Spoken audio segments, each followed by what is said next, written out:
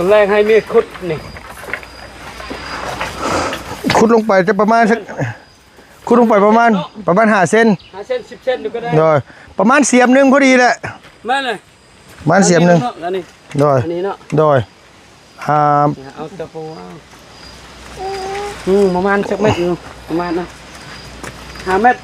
เอาเพื่อประมาณ5 เม็ดนี่แหละ3 เม็ดลุงโดยเอาเพื่อ5 เม็ดเลยเอาเพื่อ5 เม็ดเลยโดยโอ้มันสิพ่อกับบ่พ่อเนาะพอดีกระเทินเกือบลุงเนาะพอดีกระเทินพี่น้องเอ้ยกูมีว่าไงขอมูไม่พอปากไก่นั่นมีลมเข้าแล้วนี่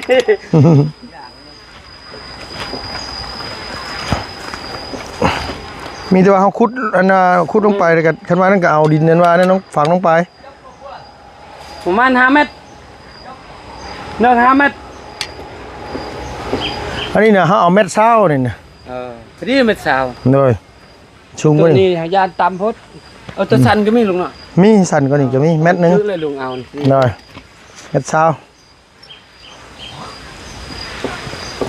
เอาซื้อมาเลยลุงชื่อนี่โอ้ยเห็นว่าเขามีลมเข้าเห็นว่าใบแล้วหมูเขาใหญ่นี่โอเคแล้วเจ้ามันใบใหญ่แล้วมันมีลมเข้านี่เนาะมันมีบนหายใจเลยสบายดีโอ้ยแล้วว่างามบ่แล้วว่าต้องทำไม่ใกล้ต้องไม่ใกล้ขุดลงไปประมาณเสียมนึงได้ไม่ใกล้เด้อจะขุดดินลงไปแล้วเขาจะฟังประมาณคืบนึงก็ได้แหละโดยหมูนี่ชื่อใช้หมูนี่ชื่อใช้โปนป่ะ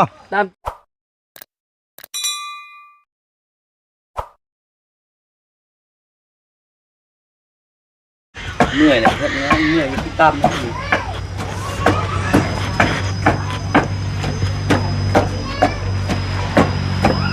ดู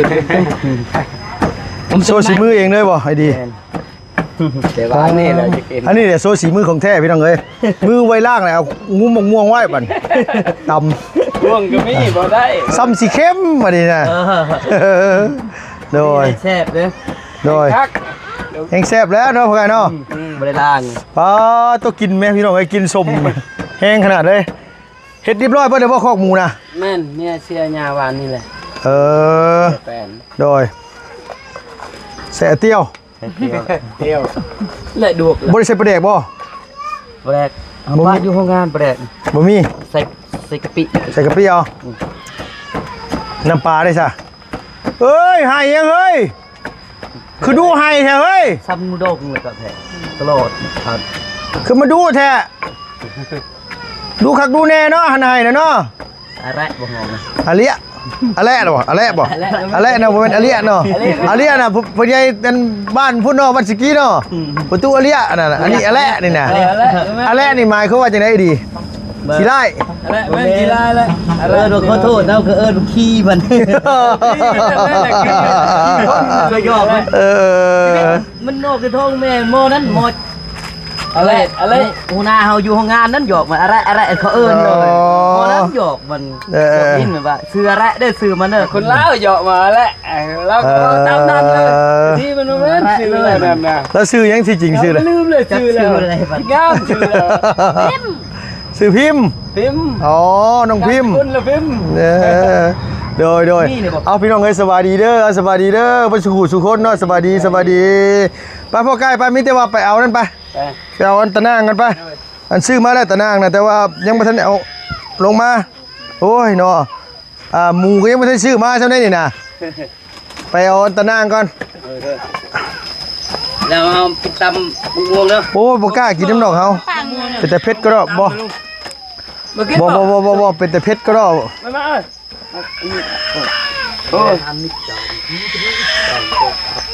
ไปทางไหนมือนี่แต่พอแซงบอกว่าเราจะตัดก่อนไปพี่น้องเอ้ยเนาะลูกหลานไข่แซวอยู่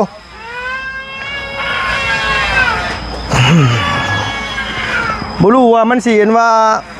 อันนี้บ่พอไก่เจ้าว่ะปลดลงลูกไปบ่โดดปลดลงเลยคันว่ามันบ่พอเนี่ยเขาสิซื้อมาใหม่อีกโดยเบิ่งก้อนอยู่เบิ่งเนาะโดยก็30 ปลายกิโลพี่น้องเอ้ย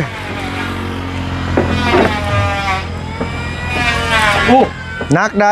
ทางเรื่องมาซอยเนาะ เอาบ่ได้เบาใดนักบ่แบกได้บ่ผู้เดียว เบิ่งก่อน เบิ่งก่อนเนาะ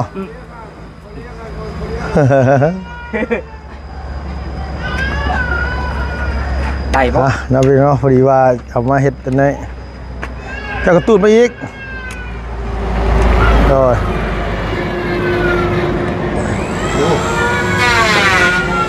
เนาะ ลองเบิ่ง ฮึบ ฮึบ โอ้ยใจพูดบ่ได้เลยรู้ว่า โดย นักเลย คือนักบ่ มันดูแจ็บน่ะ ลบเด้อลบเด้อ กี่ละจุ๊บ ปากมันคล้องแล้วบ่ลูก พูดแล้วป้าไปคอกพูดแล้ว บ่ได้เลยนี่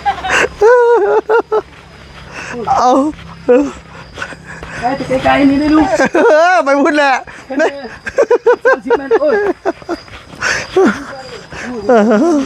โดย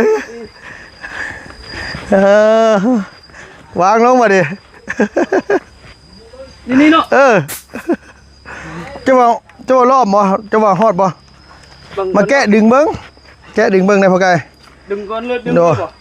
แกะดึงเบิ้งให้แม่ไก่มาดึงซอยกันดู หันเลยยงอยู่ไหนหันเลย ชุกหรือบ่นี่นะบ่พอไกล เฮ้ย ยังไม่ทันชุกบ่นี่ยังเนาะ นี่บัง ยังฮะ ยัง ยังบ่เป็นยังต้องตีเบิ่งด้วย นี่บังปุ๊เลยชุก กำลังปุ๊ๆแล้วชุกบ่ นั่นปุ๊ชุก อ่า วันนี้เนาะ โดยมาดึงเบิ่งก่อนเนี่ยอมละนะฮะ บ่จบนึง โดย ครับโอ้หนักนี่ ดึงรอบมึงก่อนว่าสิเล่นต้องไปซื้อหมูอยู่เซโปนว่าสิไปซื้อหมูเซโปนจะไปซื้ออยู่ไสเดี๋ยวนี้หมูนี่จะไปซื้ออยู่ไสวะ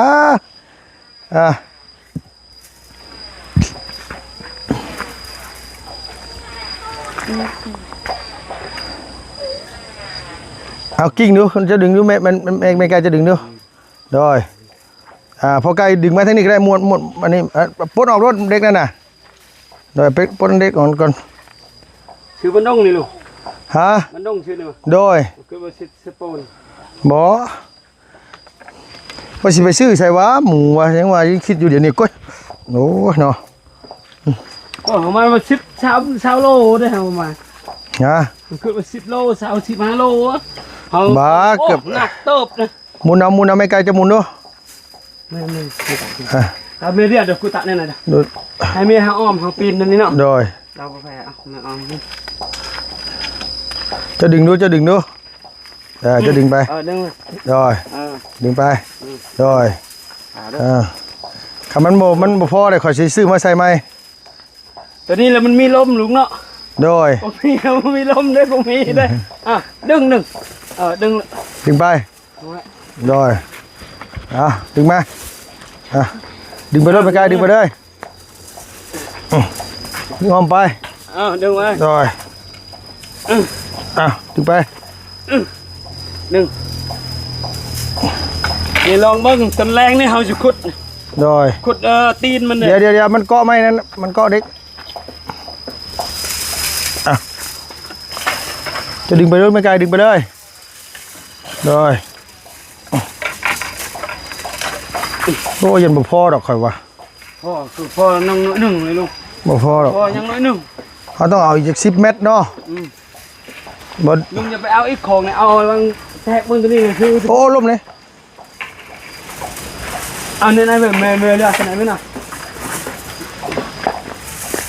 โดยจะหมุนไปรถพอไกลทางไหนหมุนไปเลยโดย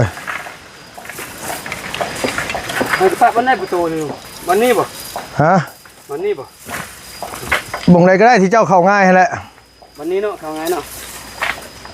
โดย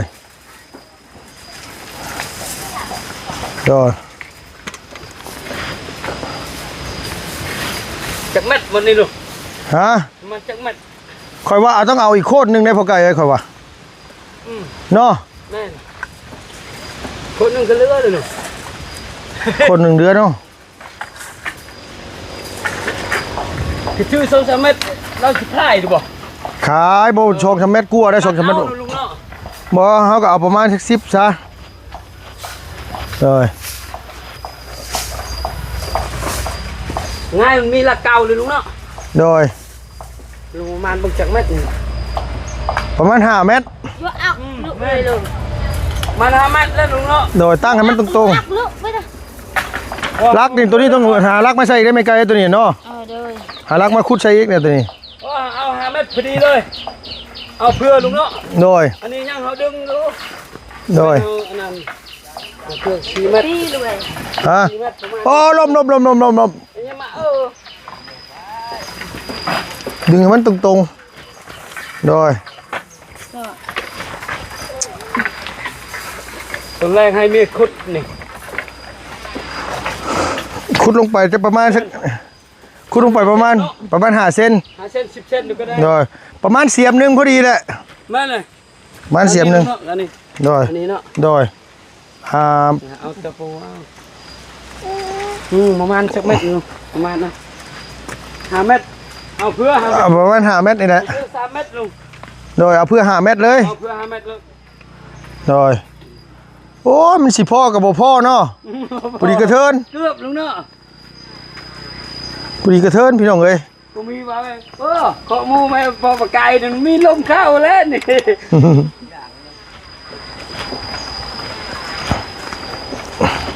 มีแต่ว่าเขาขุดอันน่ะขุดลงไปแล้วก็คันว่านั่นก็เอาดินนั่นว่านั่นน้องฝังลงไป ประมาณ5 เม็ดเนิน5 เม็ด อันนี้น่ะเฮาเอาเม็ดเช้านี่น่ะ พอดีเม็ดสาว โดยชุง ตั บ่ ว นี่ นี้ยานตำพดเอาตัวสันก็มีลุงเนาะ มีสั่นกว่านี้ก็มีเม็ดหนึง ซื้อเลยลุงเอา โดยเม็ดเช้าเอาซื้อมา เด้อลุงซื้อนี่โอ้ยเห็นว่าเฮามีลมเข้าเห็นว่าไว้แล้วหมู่เฮาใหญ่นี่โอเคแล้วเจ้ามันบ่ใหญ่แล้วบ่มีลมเข้านี่เนาะ ai là mua phải mua mi bông 2 trái rồi đây ไอ้เฮ็ดสบายดีโอ้ย โอ้แล้วว่างาม งามบ่ ngon แล้วว่า ต้องให้แม่ไก่ต้องให้แม่ไก่ขุดลงไปประมาณเสียมหนึงเด้อแม่ไก่เด้อ đây จะขุดดินลงไปแล้วเฮาจะฟัง มันคืบนึงเนาะ ประมาณคืบหนึงก็ได้แหละโดยหมูนี่สิซื้อใช้หมูนี่ซื้อใช้โปนบ่ ตามใจลุงตามใจลุง ตามใจสิ ngon gì cũng có loại rồi กินงามเหรอคือลุงว่าแล้วเอาหมูแถวบ้านนอก โดย มันตุยๆนะแบบหมูขาวๆอยู่สปอนกะงามกันแต่มันจ้อย ngoài cả độ bọc bọc mới đại sự chồng bọc เขาจะถามเบิ่งไอ้เคยเอาจังนะ อยู่ไส ไอ้ผู้เดือนนะ เออ ไอ้น้องเมียนะ โดยถามมึงมาเรามีบ่คันเรามีก็ซื้อมเนาะนั้น mua mi เห็นมีล่ะใครเอาซื้อแต่บ้านนอกนี่มันตุยเลี้ยเขาเลี้ยงเขา โดย ใครอยู่สปอนว่าเขาใส่อยู่ในยางอยู่ในเกาะนี่มันใหญ่อยู่แบบ โดยแม่น เขาเฮ็ดเคาะมันใหญ่ แม่น มันตูดอยู่นำกัน โดย มันเป็นคือใหญ่ อ่า นี่เคาะ แม่น เวลาเขาออกนี่มันจะ จ้ จ้อย อยแม่น มันว่า โดยเคยชื่อน่ะคือพอไก่ว่าแหละ อ้าว ตอนอยู่ในซุ้มน่ะตุ้ยเนาะพอไก่เนาะ ฮ้ย ตอนออกมา ยู่นี่ คน โดย ดึงคนไม่ได้ โดย เห็นคนมันใหญ่แล้วทางหลัง โดย เนี่ย แล้วมันออกมาแล้วตัวจิจ้อยเนาะพอไก่เนาะ เห็นแต่กระดูก แต่ว่าไปซื้อทั้งแถวเมืองน้องอย่างที่นี่หลายหมู tầm อะ tay luôn ตามใจลุงเนี่ยมาติแล้วลุง เดี๋ยวนอซื้อมาเขาก็อยากซื้อมาอันนี่แน่แหละเหลือประมาณ 3-4 เม็ดเอามาประมาณ5 เม็ดซะ แม่น เอารอบมาเอารักมันก็แข็งแรงอยู่มันมีรักหนึงหั่นต้องให้ใส่รักไม้วางนั่นน่ะ เวลาเราให้เมฆขุดก่อนเวลา โดย เขาจะใส่อยู่ นี่ ลุงต้องเขาดึงให้มันแข็ง โดย อันนี้ ตัวนี้ เนี่ยเขาใส่ชั่วคราว ตัวนี้นี่ต้องใส่ต้องใส่อัน หลักหนึง รักหนึงอีกรักมารักไม้แกนมาใส่ซะ แม่น มันจังดึงมันจังอันนี้ ตอกข้างน โด อก ยอ่า กูมีว่าถึกแล้วขอหมูเฮาหมูเจ้าขี่เฮาก็ปล่อยทางนี้ โดย ยังดึงผมมา15 โลเลยเนาะ ฮะ เขาดึงเขาออกมาแต่รถเขาขึ้นมา15 โล 15โลจังได๋40เกือบ40โล36โลเวลาเฮาดึงนะเฮาดึงต้องดึงแห้งๆเด้อพ่อไก่เด้อดึงให้มันตึงๆเลยดึงให้มันตึงๆแล้วเฮาตอกตะปูก้อไว้ตอกตะปูก้อแล้วเฮาดึงโดยตะปูก้อแล้วเฮาดึงโดยมันจังแน่นแน่นแล้วมันงามลุงโดยมันแข็งแล้วมันงามโดยมันยากนี่คือคนเท้าแล้วมันเท้ามันเนี่ยมันบ่งามแล้วเนาะมันบ่แข็งเนาะเท้าหญ้ามันบ่งามนี่มันจักเว้าได้ไดคนขมังน้ำเจ้าเด้ได้ยินว่าก็วีนะว่าล่ะผู้เฒ่าแล้วบ่งามน้องเอ้ยcái ra chạy nhìn anh cha cái luôn bằng cha mày cái luôn thì coi thôi ฮู้ได้ว่ามันสุกมันบ่สุกพอไกล มันแบบปุ๊แล้วมันสุกปุ๊เป็นบ่นางแต่ฮู้อยู่สุกแบบใดสุกฮะนี่มันตัวนั้นมั้ยเนี่ยปุ๊สุกแล้วว่าตัวนั้นน่ะยังบ่มีตัวสุกบ่นี่กุ๊กนี่แสบกุ๊กได้นางแต่มันไม่ได้เป็นกับกุ๊กตัวนั้นเอากุ๊กตัวนั้นมันเป็นได้ล่ะกุ๊กตัวนั้นแสบตัวนี้ก็แสบตัวนั้นแสบตัวนั้นคือสุกละนี่ตัวนั้นบ่มีตัวนั้นยังบ่ทันสุกนะเฮาว่ะนี่ตัวแม่ใจมันเลยได้น่ะใช่มั้ยเต่ากุ๊กพุ่นนี่แม่ไก่กุ๊กพุ่นน่ะมีกุ๊กเกียร์มีดิมันมีนะกุ๊กนั่นน่ะแต่วันนี้มีแต่มีเบ็ดไปแล้วนะแดดให้มันมุ่งมาลุงเนาะสุกเอามาลุงให้มันนอนนี่ก็ใส่หลังคาบนนี้เนาะนอนเนาะโดยวันนี้เดี๋ยวเขาก็เฮ็ดลักหัวเอาแม่นใส่พึ่งเอาสักสีเก่าแหละโดยสีแผ่นพอดีโดยมีแต่ว่าเจ้าสิเอาเข้ามองเจ้าสิเข้ามองใดเจ้านี่มองใดเจ้าก็เฮ็ดเอาบ่นั้นมองใดก็ยังแยกเอาก็จะต่อบอลประตูเลยเวลากับประตูตัวนี้เลยอัดเลยลุงเอาซื้อ5เมตรพอดีเลยโดยเวลาเขาจะเข้านะเขาจะเข้าออกตรงนี้โดยเขาจะอัดนี่เลยโดยเข้าบอสโดยคอกกันว่าอย่างว่าประตูห้องกงมีนี่ก็เอานี่บ่กงมีตะนางนี่บ่นางมันจะเปิดง่ายเข้าง่ายเฮ้ยตะนางก็ได้เอาเนี่ยก็ได้เนาะโอ้สามนัวเลยลุงแซ่บได้ตัวนี้แซ่บได้พวกตัวนี้แซ่บแม่นบ่เอ้ยสุกนะสุกมันมีแข้งนี่ฮะมันมีแข้งลุงมันแข้งเนาะมันมีนางเนาะแข้งมันสิกินได้คนเอาตลอดป่ะถือมาอยู่นางป่ะถือไปเฮ็ดพอไก่ป่ะแม่นสุกบ่หน่อยสุกบ่สามากบ่แม่ไก่สุกได้ตัวไหนได้มึงพี่ตัวไหนได้ไอ้เกียร์มาพี่น้องเอ้ยงามลูกฮะงามเลยเห็นป่ะด้วยงามโอ้นั่นก็ได้ให้ชื่อส่งให้นี่ไหมคืองามใช่ปะบ่น้อยให้ชื่อส่งให้เจ้าน่ะฮะบ่ไปนะเลี้ยงโอ้คักขนาดได้เลี้ยงนี่ไหม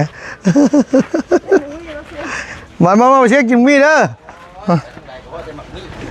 มีสีมักมีช่วงนี้นะมึงมีกุ๊กนี่กุ๊กมันใช่ไหมจะไหมก็ออนเวียเพื่อนใจยังนั่นอ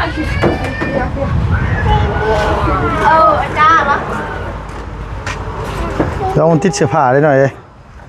เสื้อผ้าไม่ได้ออกได้นี่นะสบายดีเด้อสบายดีเขียนแล้วฮันว่านั่นน่ะไปจำการไฟฟ้าน่ะพ่อบ่เข้าใจคือกันกับเขาก็บ่เข้าใจคือกันบ่นี่ฟังพ่อเลยเพราะว่าชื่อพ่อเนี่ยเขาใช้ได้บ้านเขาใช้โดยแต่ว่าลูกเขาก็ใช้ได้โดยที่เรือน่ะไฟฟ้าเฮ็ดเองที่เรือน่ะคันนั้นล่ะเขาเขียนเองก็ได้โดยบ้านอยู่เมืองแข้งกับแข้งเขาใช้โดย จ้ะคือเดี๋ยวเราสิบ่ยากเนาะสิใช้ดอก Tia ai cứ ปลูกจักปีพอจะได้กินหมกมี่นี่ เอาก็4 ปี5 ปีได้กินนะ5 ปี6 ปีปานนั้นแหละ ปลูกได้หลายลีเนาะพ่อเนาะพอปลูก ได้เบื้องนั้นก็พออยู่กับปลูกเลยเด้มันตายมัน nan hang cục nhai กลุ่มใหญ่นี่โอ้ปานใดจะกินรู้ว่าบ่หมดช้ำกินบ่หมด เนาะเอาป้าพี่น้องเอ้ยมีแต่หมกมี่สุกคักกุ๊กทั้งนั้นเลยคันคนเคยกินแล้วฮู้ว่ามันสุกแบบใดเนาะ กุ๊กตัวนี้กุ๊กตัวไหนที่เอาอยู่ล่ะ ตัวน้อยอ่ะ กุ๊กตัวนี้มันบ่หวานปานใด ตัวหุ่นพ่อตัวน้อยชุดผู้แซ่บหวานแล้วดูว่ากินยังไปขึ้นมาเฮ็ดยังนี่เอาตัวนี้คัน bunga cục บ่ให้มันเป็นลายหมากเพราะแล้วมันบ่งามหมากมัน บ่แม่นหักแล้วมันเป็นเชื้อมันนั่น แม่นบ่พ่อ เป็นลายมาก มันเป็นลายหมากนะมันบ่งามหมากกกหนึงประมาณ5หมาก6หมากนี่งามพอหมากมันน่ะ ให้มันคือกบอันนี้ หน่อยแปลว่าบ่ต้องให้มันเป็นลายเพิ่นก็ปิดออกใช่นะพ่อเป็นลายเพิ่นก็ปิดออกเอาให้เหลือมันประมาณ2 4 5หมากพอตรงนี้นี่กกหนึงน่ะเหลือมัน4 5หมากนี่พอแล้วมันจะใหญ่หมากมัน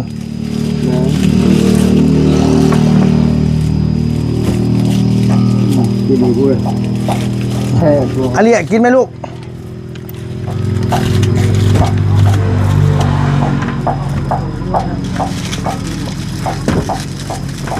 ได้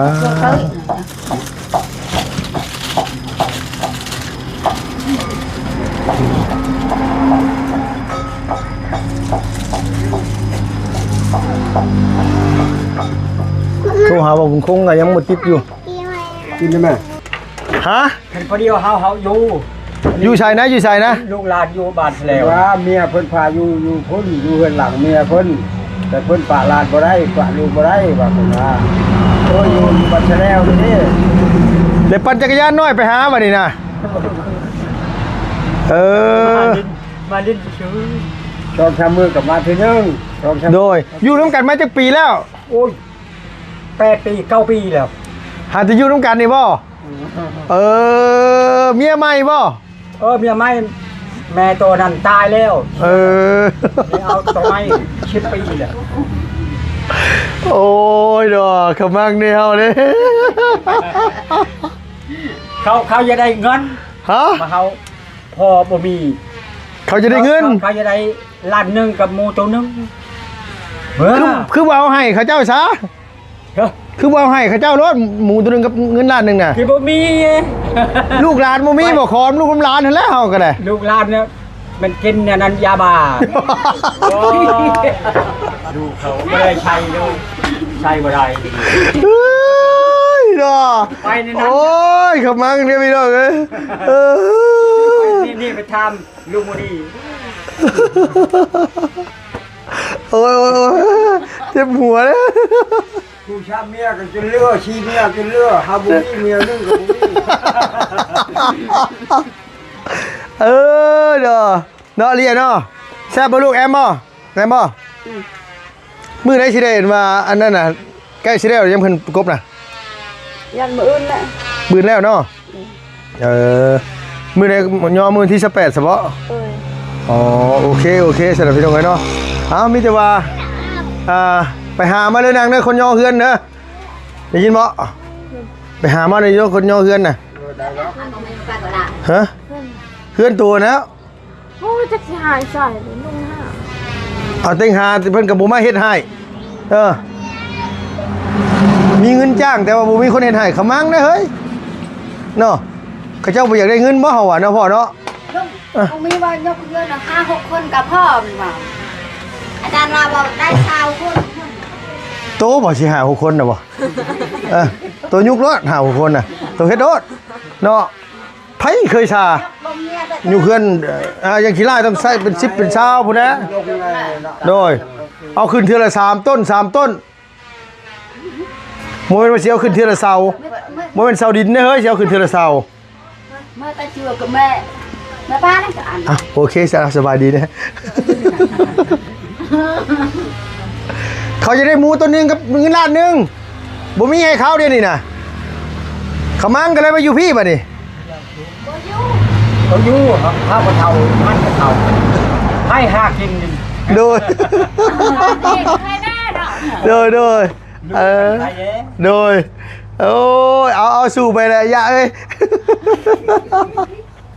โอ้ยพี่น้องไอ้น้องโอ้ยเท่าเลยยังวุ่นยังกุ้มใจเรื่องความหักอยู่แลนหน้าแลนหลังอยู่โอ้ยเนาะเอาได้ๆก็ตามแต่นะพี่น้องชีวิตคู่มันก็ต้องมีฟิตมีพลาดมีปากมีเสียงกันเรื่องธรรมดามีแต่ว่าถามนั่นแหละพี่น้องมีแต่ว่าลุงสิแลนลงไปเพื่อแหละเซฟโปนก่อนลงไปหาซื้อหมูซื้อ